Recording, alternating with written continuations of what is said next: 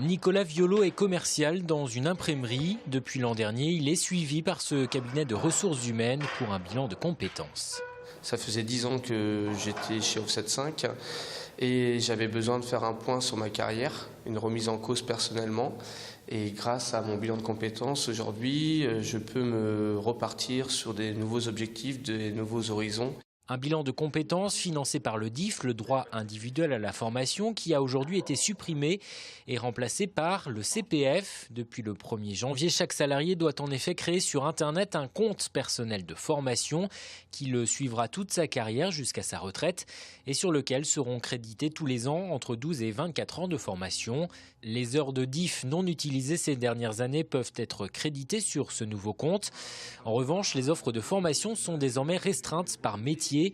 Nicolas, par exemple, ne pourrait plus aujourd'hui demander de bilan de compétences avec son nouveau compte de formation.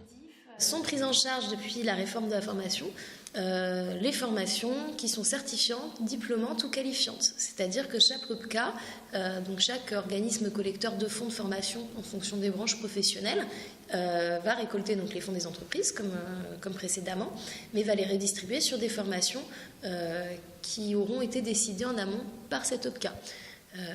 Donc chacun va avoir, je pense, un tronc commun de formation éligible à des financements et je pense des spécificités en fonction des secteurs d'activité.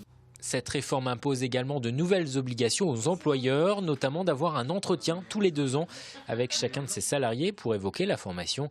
Éric Jacquet, à la tête d'un cabinet d'assurance, a décidé de se faire aider. Cet entretien individuel, moi, une nouvelle fois, il est important qu'il soit fait par quelqu'un d'externe parce que le salarié va se sentir mieux, va pouvoir, je pense, un peu plus se livrer que devant son employeur qu'il rencontre au quotidien et où il n'a pas forcément envie de parler de plan de carrière ou autre.